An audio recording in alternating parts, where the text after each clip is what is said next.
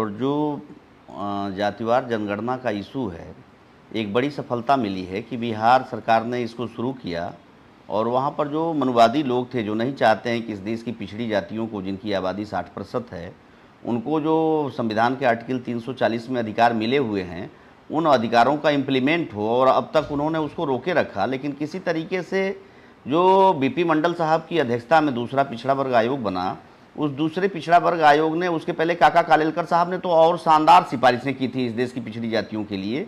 लेकिन और जो भारतीय जनता पार्टी है, भारतीय जनता पार्टी हिंदुत्व के नाम पर जो पिछड़ी जातियां हैं, उन पिछड़ी जातियों को हिंदू बना करके और देश के सारी पूंजी, देश के सारे शैक्षणिक संस्थान, सारे सार्वजनिक प्रतिष्ठान अडानी और अंबानी और गुजरात के लोगों के हवाले कर रहे हैं।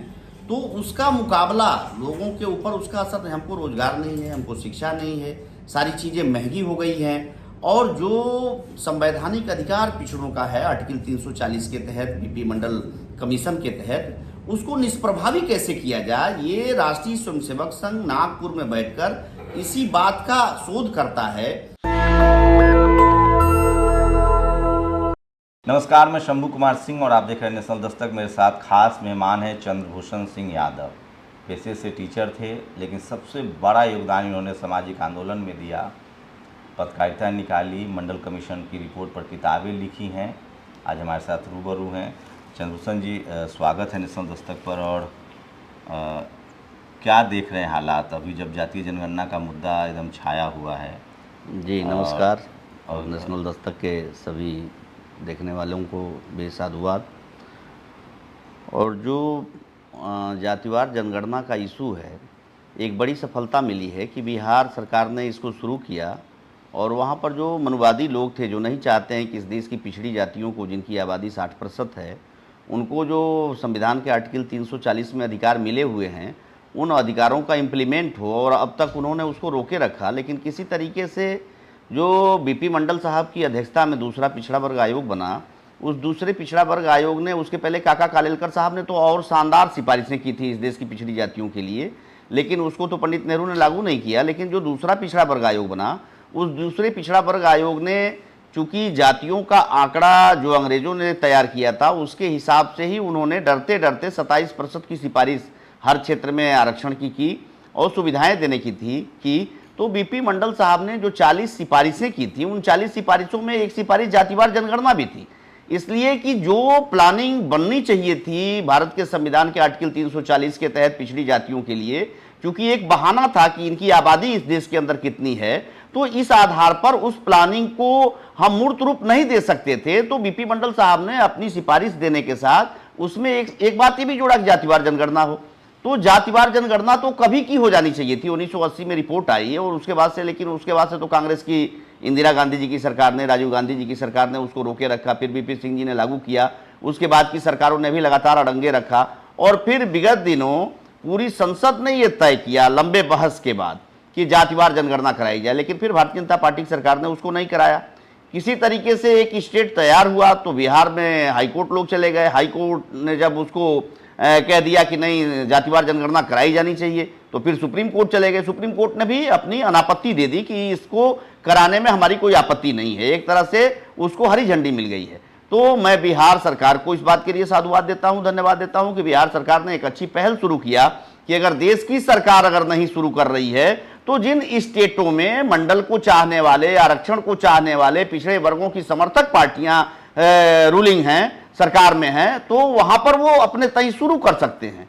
तो आज जातिवार जनगणना जिस तरीके से इस देश के अंदर धर्मांधता का जहर बोया जा रहा है, उसको समाप्त करने का अगर सबसे महत्वपूर्ण कोई, जिस तरह से राम रथ लेकर आडवाणी जी निकले, तो एक तरफ कमंडल था, दूसरी तरफ उसके काट में मंडल खड़ा हुआ, तो हमारा देश बहुत बड़े सांप्रदायिक उन्माद से बचा।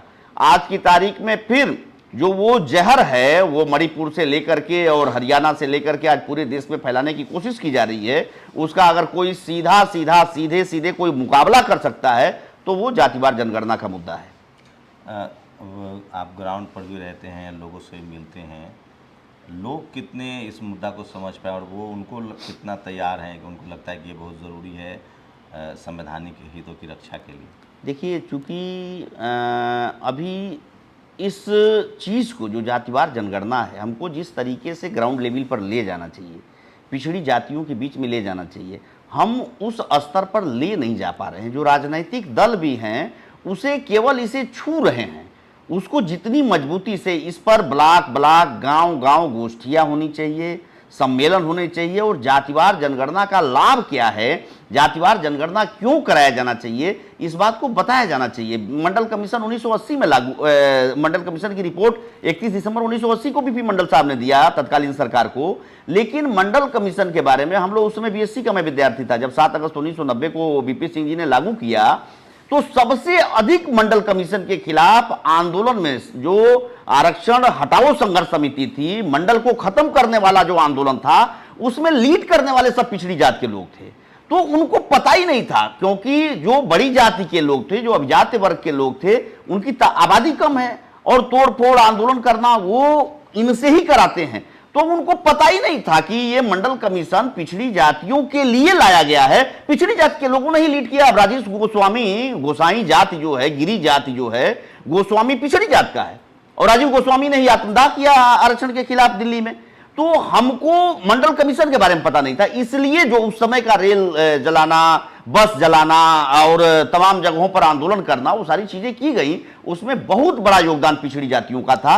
अभी बहुत समय हो गया, अभी कितनी समझदारी हुई, अभी लोग में कितनी जागरूकता? अभी इस मुद्दे को हमने कहा तो कि इस मुद्दे जातिवार जनगणना के लाभ को भी हमको जिस तरीके से पिछड़ी जातियों के बीच में ले जाकर बताना, अगर आज हम इस बात को बताना शुरू करें और पिछड़ी जातियों के बीच में जाकर के इसको हम मुद्दा बनाएं, तो जो भारतीय जनता पार्टी धर्म के नाम पर पिछड़ी जातियों को अपने साथ जोड़े हुए है, वो सारी की सारी जातियां बैक हो जाएंगी, बीजेपी के खिलाफ हो जाएंगी। लेकिन हम उसको उनके बीच में ले जाकर इशू नहीं बना रहे हैं, मुद्दा नहीं बना रहे हैं, सबसे बड़ी बात यह है। और जो भारतीय जनता पार्टी है, भारतीय जनता पार्टी हिंदुत्व के नाम पर जो पिछड़ी जातियां हैं, उन पिछड़ी जातियों को हिंदू बना करके और देश के सारी पूंजी, देश के सारे शैक्षणिक संस्थान, सारे सार्वजनिक प्रतिष्ठान अडानी और अंबानी और गुजरात के लोगों के हवाले कर रहे हैं। तो उसका मुकाबला लोगों के ऊपर, उसका असर, हमको रोजगार नहीं है, हमको शिक्षा नहीं है, सारी चीज़ें महंगी हो गई हैं। और जो संवैधानिक अधिकार पिछड़ों का है आर्टिकल 340 के तहत, बीपी मंडल कमीशन के तहत, उसको निष्प्रभावी कैसे किया जाए, ये राष्ट्रीय स्वयंसेवक संघ नागपुर में बैठकर इसी बात का शोध करता है कि इस देश में जो वर्ण व्यवस्था थी, मनु ने जो इंतजाम किया था, और जो जातीय श्रेष्ठता का जो दम्भ था, वो कैसे कायम रहेगा। और उसको कायम आज की तारीख में पता ये चलता है कि चमार भी पढ़ के कलेक्टर हो रहा है, अहिर भी पढ़ के कलेक्टर हो रहा है, कुर्मी और कोयरी भी पढ़ के कलेक्टर हो रहा है। और उनके समय में जो मनु का विधान था और जो इस देश के अंदर ब्राह्मणवाद था, उस ब्राह्मणवाद में अहिर का काम अभी बोल दिया। लक्ष्मी नारायण मिनिस्टर ने भारतीय जनता पार्टी के अखिलेश यादव को याद दिलाया कि तुम्हारे बाप दादों का पेशा भैंस चराना था, गाय चराना था, इसको मत भूलो। तो ये चाहते हैं कि इस देश के अंदर जो 1947 में देश आजाद हुआ, 1950 में नया कॉन्स्टिट्यूशन हमारे देश का बाबा साहब अम्बेडकर का लागू हुआ, उसके बाद इस देश के अंदर जो जातीय श्रेष्ठता का भाव था वो खत्म हो रहा है। और इस देश की जिन जातियों को हम दमित और दलित कहते थे, बैकवर्ड कहते थे, वो जातियां भी आज उरूज कर रही हैं, वो जातियां भी आज ग्रो कर रही हैं। तो आज इनके अंदर ये इस बात की पीड़ा है, दर्द है कि क्यों ये जातियां कलेक्टर बन रही हैं। तो लेटरल एंट्री ला दिया, लेटरल एंट्री में अभी 150, 200, 50, ये लेटरल एंट्री, जिसमें सीधे सीधे कह दिया कि लेटरल एंट्री के जरिए जो कॉन्ट्रैक्ट पर 2 वर्ष के लिए आईएएस बनाए जाएंगे, वो एससी, एसटी, ओबीसी और माइनॉरिटी के लोग उसमें आवेदन ही नहीं करेंगे। और मोदी जी कहते हैं कि हम पिछड़ी जात के हैं, तो पिछड़ी जात के हो, अगर लेटरल एंट्री से ही कलेक्टर बना रहे, आईएएस बना रहे हो, प्रमुख सचिव और संयुक्त सचिव बना रहे हो, तो क्यों उसमें एससी, एसटी, ओबीसी और माइनॉरिटी के लोग जो एमए पास है, बीए पास है, जो आपकी योग्यता का मानक है, उसमें क्यों नहीं फॉर्म भरेंगे? तो वहां पर सारे संघ के लोग और अभिजात वर्ग के लोग इस देश के अंदर आईएएस बना दिए जाए, और जो नीचे की नौकरियां हैं, चपरासी से लेकर और बाकी जो दूसरी नौकरियां हैं, आउटसोर्सिंग से और ठेके पर, कॉन्ट्रैक्ट पर, मतलब सारे सरकारी नौकरियों को, सारे सरकारी प्रतिष्ठानों को बेच दिया जाए अडानी अंबानी को। नीचे आउटसोर्सिंग से नियुक्तियां की जाएं, तो आउटसोर्सिंग से जिसको मन चाहेगा, हमारा अपना संस्थान है, संस्था है, हम अपनी संस्था के जरिए जिनको जितने रुपए में मन चाहेगा, वहां भी शोषण। आज हम आपके पक्ष में नहीं रहेंगे, हमको तत्काल निकाल दिया जाएगा। तो ये इस देश के अंदर अपनी मोनोपोली जो मनुवाद की है उसको लागू करने के लिए इस देश के अंदर जो उपक्रम चल रहा है और जो आरएसएस और इस देश का मनुवादी विभाग है, मनुवादी लोग हैं, वो जो कर रहे हैं, तो उनका अगर काट है तो नंबर 1 इस सरकार को हटाना और नंबर 2 जातिवार जनगणना के इशू को जनता के बीच में ले जाना, ताकि पिछड़ी जातियों के लोग ये समझें, इस देश का SC ST OBC और माइनॉरिटी समझे कि इस देश में जो संपत्ति का, जो सत्ता का, जो सम्मान का, जो शिक्षा का, जो नौकरियों का, सारी मतलब जो डाइवर्सिटी है हर क्षेत्र में प्रतिनिधित्व, उसके लिए सबसे ज्यादा जरूरी है जातिवार जनगणना, और इसीलिए भारतीय जनता पार्टी भाग रही है। ये होता हुआ दिख रहा है आपको? लग रहा है कि पॉलिटिकल और सोशल अवेयरनेस है, इसको लेकर पॉलिटिकल पार्टियां कोशिश कर रही और मतलब आम लोगों में इसके लेकर जागरूकता आई है? ये विपक्षी दलों के पास दूसरा कोई मुद्दा नहीं है। अगर इसको ये नहीं प्रमुखता से उठाते हैं तो ये लोग डिफीट खाएंगे भारतीय जनता पार्टी, क्योंकि भारतीय जनता पार्टी जिस तरीके से पूरे देश के अंदर हर मोर्चे पर फेल है भारतीय जनता पार्टी, वो चाहे विदेश नीति हो, चाहे शिक्षा नीति हो, चाहे वो महंगाई हो, चाहे वो बेरोजगारी हो, हर मोर्चे पर भारतीय जनता पार्टी फेल है। उसके पास एक ही मुद्दा है फिर से गेन करने का, वो धर्म, और धर्म के उन्माद को, जहां हिंदू मुसलमान नहीं है वहां ईसाई से हिंदुओं को लड़ा रहे हैं मणिपुर में, जहां पर मुसलमान है मेवात, माने ये कहा जाता है कि पूरे देश में अगर कहीं का सबसे सेकुलर मुसलमान है तो मेवात का मुसलमान है, और मेवात में इन्होंने सांप्रदायिक दंगा करा दिया हरियाणा के अंदर। ये तो अच्छी बात है कि वहां का गुजर और जाट आज लाठी लेके खड़ा है और इनके उस साजिश में शामिल नहीं। तो इसी तरीके का जब तक उनके अंदर इस तरह की चेतना नहीं आएगी कि ये धर्म के नाम पर हमारा रोजगार छीनना चाहते हैं, हमारी शिक्षा छीनना चाहते हैं, और अडानी और अंबानी को 2 लोग बेचने वाले हैं और 2 लोग खरीदने वाले हैं। शाह और मोदी बेच रहे हैं और अडानी अंबानी खरीद रहे हैं इस देश को। ये 4 लोग मिल करके पूरे देश पर कुंडली मार करके और पूरे देश के संपूर्ण सत्ता और संपत्ति को ये कब्जा में करके और इस देश की पूरी जनता को दास बनाना चाहते हैं, गरीब बनाना चाहते हैं और ये भिखारी बनाना चाहते हैं। और उसका इलाज सीधे सीधे जो इस देश की बहुजन आबादी है 85%, उसको जब तक जातिवार जनगणना के मुद्दे से नहीं जोड़ेंगे, जब तक उसको नहीं समझाएंगे कि डाइवर्सिटी इस देश में होना चाहिए, हर क्षेत्र में जिसकी जितनी संख्या है उसकी उतनी भागीदारी होनी चाहिए, तब तक हम भारतीय जनता पार्टी को नहीं हरा पाएंगे। अभी आप नौकरी में हैं या आपने? नहीं, हमने 11 साल पहले समाज को जागृत करने के लिए ही 11 साल हमारी नौकरी थी, हमने स्वैच्छिक रिटायरमेंट ले लिया।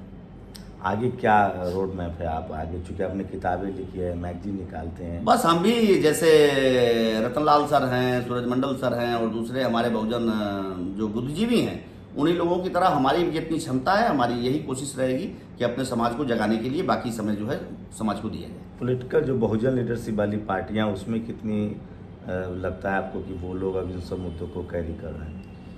देखिए, अभी तो जिस तरीके से किया जाना चाहिए उस तरीके से नहीं हो रहा है, लेकिन जब तक वो लोग, जैसे कहा जाता है कि जब आप असमंजस में रहेंगे तो एक्सीडेंट करेंगे, दाएं जाएं कि बाएं जाएं, आपको एक रास्ता चुनना पड़ेगा। या तो आप मंडल को चुने, या तो आप जातिवार जनगणना को चुने, या तो आप डाइवर्सिटी को चुने, या तो आप ब्राह्मणवाद को चुने, आप जो सॉफ्ट हिंदुत्व है उसको चुने।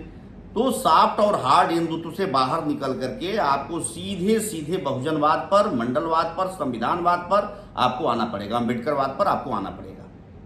ये रास्ता है, बिल्कुल यही रास्ता है, तभी हम भाजपा को हराएंगे और अपने समाज को लाभ पहुंचाएंगे। कोई पॉलिटिकल पार्टी इस रास्ते पर आपको दिख रही है? देखिए, दक्षिण भारत में तो स्टालिन इस मुद्दे पर काम कर रहे हैं। हमारे वहाँ थोड़ा बहुत बिहार में चल रहा है जातिवार जनगणना। अगर सबसे पहले किसी ने कराना शुरू किया है तो मैं इसके लिए नीतीश जी को, तेजस्वी जी को, नीतीश जी ने तो काफ़ी खेल बिगाड़ा। आज अगर भारतीय जनता पार्टी इस मुकाम पर पहुंची है तो उसमें बहुत बड़ा योगदान रहा है उनका, लेकिन देर आए दुरुस्त आए। आज अगर वो पिछड़ों के सवाल पर आए हैं और भारतीय जनता पार्टी को हटाने के लिए, और ये समझदारी पैदा हुई है हमारे बहुजन लीडरों के अंदर, खास तौर से बिहार में, कि संविधान भी खत्म हो जाएगा, लोकतंत्र भी खत्म हो जाएगा, हमारे देश सामाजिक और आर्थिक राजनीतिक गुलाम हो जाएंगे। तो इन लोगों ने पहल शुरू किया है, तो मैं नीतीश जी को और तेजस्वी जी को इस बात के लिए साधुवाद देता हूं कि उन्होंने बिहार में आईना दिखाया है पूरे देश के विपक्ष को और पूरे देश के विपक्षी सरकारों को, प्रदेश की। यूपी कैसे देख रहे हैं? मायावती ने भी जाति जनगणना की मांग की है, अखिलेश कह रहे हैं हम पीडीए फॉर्मूला से चुनाव लड़ेंगे, पिछड़े, दलित और माइनॉरिटी। देखिए, कह तो रहे हैं और उम्मीद भी इन्हीं लोगों से है।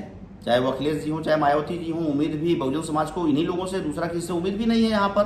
तो हम उम्मीद करते हैं कि मायावती जी तो अभी तक तो उनकी स्थिति घालमेल है, वो किस तरफ जाएगी, लेकिन अखिलेश जी अभी लगे हुए हैं विपक्ष के साथ। तो अखिलेश जी को भी सीधे सीधे मोर्चा खोलना पड़ेगा।